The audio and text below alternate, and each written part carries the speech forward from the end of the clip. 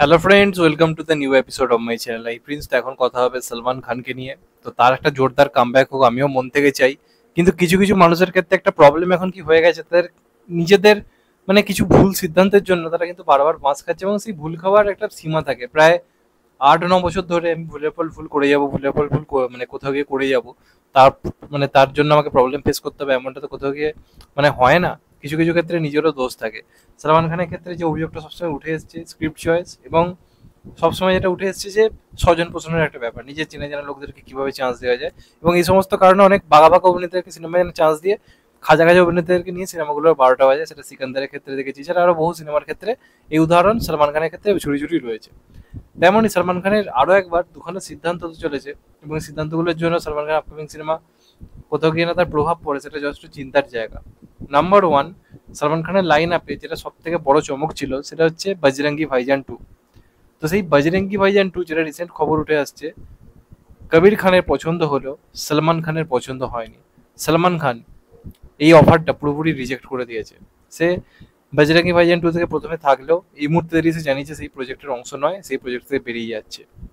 Just কিছু বলার নেই। আমি সিকান্দারের মতো স্ক্রিপ্ট চুজ করছি, অথচ কেবি বিজেন্দ্র প্রসাদ, যাকে ভারতের অন্যতম সেরা রাইটার ধরা হয়, আমি তার স্ক্রিপ্টকে আমার পছন্দ হচ্ছে না। তাহলে লিটারালি কিছু বলার নেই। অনেকে বলতে পারে যে সিকুয়েল মুভি সবাই করছে, সেই হিসেবে সলমান খান এই সিদ্ধান্ত না নিলেও চলতো। আমার কথা হচ্ছে কেবি বিজেন্দ্র প্রসাদ এমন একজন না যে সত্যি একজন ভালো রাইটার। যে মানুষটা সিকান্দার করতে পারছে বা একটা কিসিকে ভাই কিসিকে জান করতে পারছে, সে একটা এই বজরঙ্গি ভাইজান 2 এর মতো সিনেমা তার ফিরিয়ে দেওয়ার কি ছিল? এটা আমার সব থেকে বড় প্রথম কোথাও গিয়ে একটা প্রশ্ন। কবির খান এই মুহূর্তে দাঁড়িয়ে সেও হয়তো সলমান খান করছে না বলে প্রজেক্টের সঙ্গে অংশ নয়। সে জানিয়ে দিয়েছে যে এই প্রজেক্ট এই মুহূর্তে দাঁড়িয়ে হচ্ছে না। এবার এই প্রজেক্টটা নিয়ে কিছু হয় কিনা সেটা একটা যথেষ্ট প্রশ্নের ব্যাপার, কিন্তু সলমান খান এই প্রজেক্ট রিজেক্ট করাটা জাস্ট আমি মেনে নিতে পারছি না। এটা কোনো হয় না। এত ভালো একটা প্রজেক্ট হতে পারতো, নতুনত্ব ভাবে আমরা তাকে আবার পেতাম। কবির খানের মতো একজন পরিচালক, কেবি বিজেন্দ্র প্রসাদ মতো রাইটার, সেটার প্রতি যদি না সলমান খান বিশ্বাস রাখতে পারে, তার যদি সেই স্ক্রিপ্ট না পছন্দ হয়, তাহলে আমার কিছু বলার নেই। জাস্ট অবাক করে দেওয়ার মতো একটা ব্যাপার। এটা গেল একটা দিক।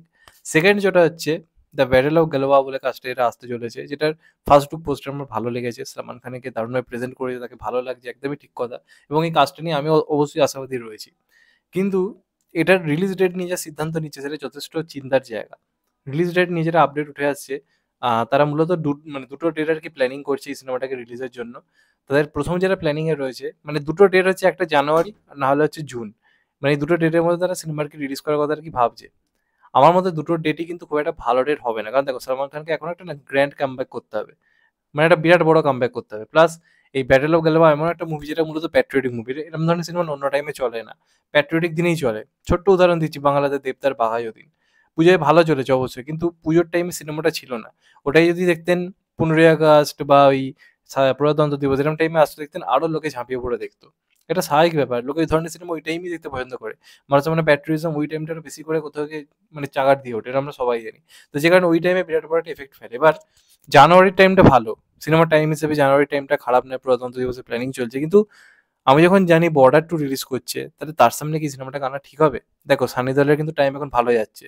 তো গাদার 2 দিয়ে অল টাইম ব্লকবাস্টার দিয়েছে, যার যথেষ্ট ভালো বিজনেস করেছে, এবং তার আপকামিং মুভি রাবেন, যে কারণে সানি দেওলকে একটা হাইপ রয়েছে। প্লাস বর্ডার 2 জেসে সিনেমা নয়, বর্ডার 2 কিন্তু মানুষের কাছে একটা ইমোশন, এবং এই মুহূর্তে সলমান খানকে মানুষ অনেকটাই পিছনে রেখেছে। এবং বর্ডার 2 মতো সিনেমা অবশ্যই প্রথমে গ্রহণযোগ্যতা পাবে। সেখানে যুদ্ধ নিয়ে সিনেমা একই দিনে এলে বেকার ক্লাসিক আসার কোনো মানে আছে? যেখানে আগে থেকে বর্ডার 2 ঘোষণা করে দিয়েছে তারা জানুয়ারিতে আসবে। সবচেয়ে বড় কথা, জানুয়ারিতে আমি চাইও না আসুক, তাহলে সিনেমাটা খুব তাড়াতাড়ি শুট করবে। 50-60 দিনের মধ্যে হু করে শেষ করে তাড়াতাড়ি এডিটিং করবে। দরকার নেই, সলমান খান গ্যাপ নিক, টাইম নিক, এবং দারুণ কিছু আমাদেরকে প্রেজেন্ট করুক। এটা হচ্ছে প্রথম কথা। আরেকটা রিলিজ হচ্ছে জুন। জুনের টাইমে আসাটা একদম আমার মধ্যে ঠিক হবে না। দেখো ঈদ রিলিজ করছে না, এটা ভালো খবর, ঈদে না আসাই ভালো।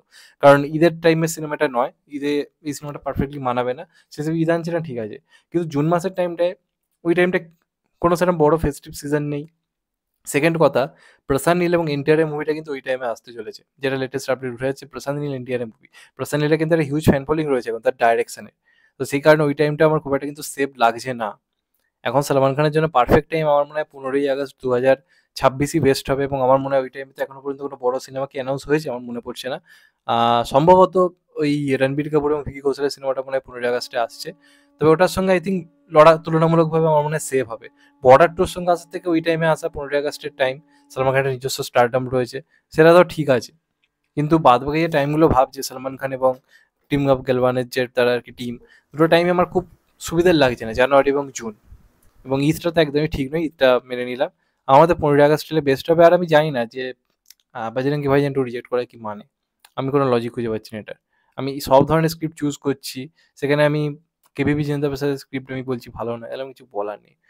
দেখা যাক, আমি চাইবো মন থেকে সবকিছু ঠিক হোক, সালমান খান একটা দুর্দান্ত কামব্যাক করুক, কিন্তু সবটাই নির্ভর করছে পরিস্থিতির উপর এবং নিজ সিদ্ধান্তের উপর। তো তোমাদের এটা নিয়ে কি মতামত জানাতে ভুলো না। চ্যানেলটা নতুন হলে চ্যানেলটা সাবস্ক্রাইব করে দিও and get the bell icon.